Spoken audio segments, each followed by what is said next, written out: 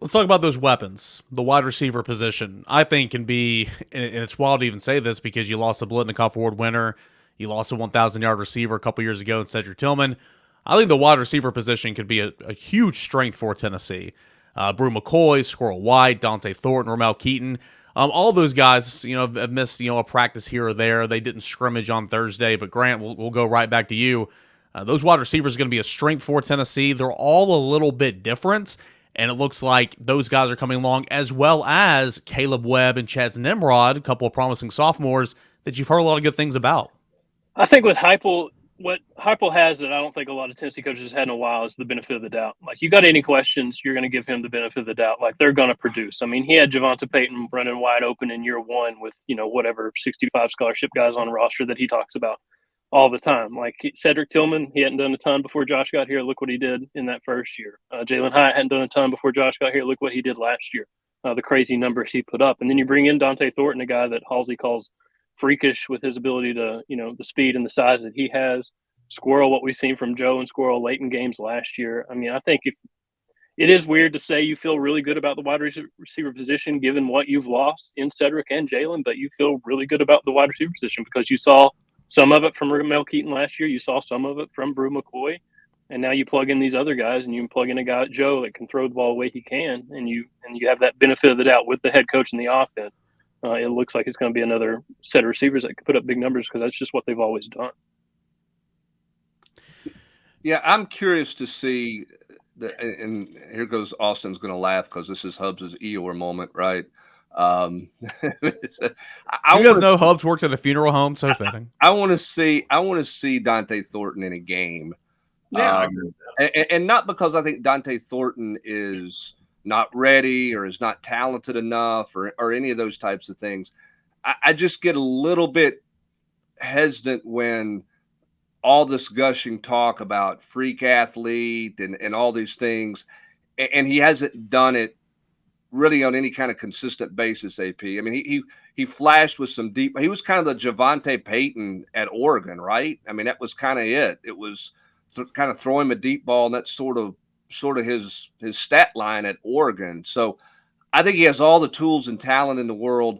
I think because we don't get to see how it translates against physical contact and against 11-on-11 stuff and game action. I want to see that one a little more. I have total belief that he's going to be a good player. I just don't know that he's going to be the plug and play Jalen Hyatt because he's a quote freak like some people have suggested. Does that make sense? Does that make me Mr. Negative, AP? No, I don't think so because, I mean, ultimately, everybody here has got fallen into, man, he looks pretty. And right. You're hearing him making enough plays in practice back in this, when he actually went through spring practice before he kind of was held out with the hamstring stuff. Then in fall camp that you're like, okay, let's not get out ahead of ourselves because, let's see him put together a game or two. And there's no doubt the talent's there. Again, if he is who they think he is, he's going to be in the NFL draft come April because that means he's going to really be a key asset for this team and will likely put up big numbers. But yeah, I mean, I do think you want to kind of just see it. Just see some consistency, stay healthy, have the hamstring not flare up, stay on the field. Because I do think if he stays on the field, he's going to make plays. But the easy prediction for all these receivers is either to go with Ramel Keaton, who's got an incredible rapport with Joe, and or Brew McCoy, same type thing. But we all know what happens in the slot in this offense, which is why there is such excitement for Squirrel White, for Dante Thornton, just like, that we saw out of Velus Jones and Jalen Hyatt. So, again, I don't think that's an Eeyore moment from you at all. I think that's a very valid point. Now, again, if he goes and has two good games and you're still saying this stuff, that's the Eeyore moment. And what I'm intrigued about too is, again, we've seen this Heupel offense for 2 years, and they can say all that they want, but because of the tempo, you're playing three wide receivers the most of the time. We talk about this all the time. You have to have that tight end out there. But I do believe those four wide receivers, Squirrel, Dante, Ramel, and Brew McCoy, are all going to play. Football has a way of working itself out in terms of snap count. Now, is it as simple as somebody gets hurt and then you move some things around? Dante Thornton's got versatility. You can get bumped to the outside, maybe. Or if all's healthy, maybe you get a breather this series. You get a breather this series. it's going to work itself out. Remember, none of those 4 that you just named went through the scrimmage on Thursday. Yeah. I asked Josh Heupel that on the Nation Sunday night. How important is it to get those 4 back for scrimmage number 2? Now, he was right to point out, hey, we have them out there when we do 11-on-11 work, during regular practice. So because they scrimmage during regular practice days.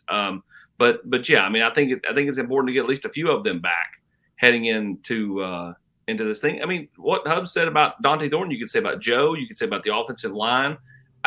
You need a couple of games to kind of start to judge these things. I get there's a lot of promise and a lot of flash, but you still have to kind of see it. Look at Tennessee's team last year against Pittsburgh. Did you ever see them a month later beating LSU at LSU? That was actually just a few weeks later, beating Alabama at home with Bryce Young. I mean, did anybody see that? Because I can promise you, when I left Pittsburgh, I didn't see that. You just get better. I mean, good football teams find a way to get better every single week, and that's what Tennessee did. But to your point, no, I don't think anybody saw that. I mean, those are some big-time wins. Well, and I think one of the final things on the receivers here, one of the positives there is the development of Chaz Nimrod and Caleb Webb. Oh, yeah. Sure. Because a year ago, Grant, they played 3 guys because they had 3 guys who they believed that could line up and play. They didn't have a whole lot of other options. They clearly have, 4 right now they feel comfortable with. But the extra work that Nimrod and Caleb Webb have gotten in the scrimmage stuff, which is why I don't think those big 4 are going to scrimmage a whole lot on Wednesday, maybe a little bit, but not much, is continuing to build some depth in case they have a nagging injury or they want to play more people. I think that is an underlying positive of fall camp that doesn't get talked about a whole lot, because I do think that's allowing them to for those young guys to kind of get themselves more acclimated and comfortable in this offense. And while I agree with that, don't you think, maybe not for Ramel or Brew, but don't you think Dante Thornton needs to work Wednesday? He's probably the one guy that I look and go, yeah, he needs to go. Maybe the other guys can set out, but I feel like Dante needs to go Wednesday. Yeah, I think with Chaz, I think with those guys, I think it's not just depth; it's competitive depth, and I don't think Tennessee's had that in 2 years under Josh Heupel. I don't know how many receivers are going to play. I don't know how many they're going to need to play. They might find their 3 guys and roll with, and that's that. And I don't know who those guys will be and whatever. But to have options and to have good options, not just bodies to throw out there, but to have competitive depth is, I think, something Tennessee has not seen in 2 years. And I think with other position groups as well. Maybe you take step forwards with other position groups where you take step back with some of them. So I think competitive depth is a big difference than just depth. And I think it's the first time Tennessee's starting to have that, or starting to look like they have that, at least under Josh Heupel.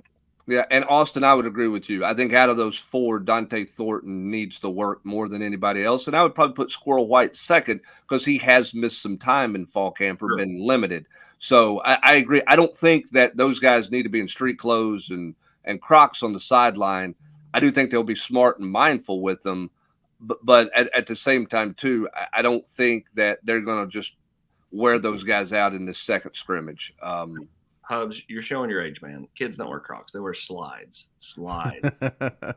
Oh well, at my house they wear Crocs. So my kids got Crocs. My first graders got Crocs. Crocs are back, baby.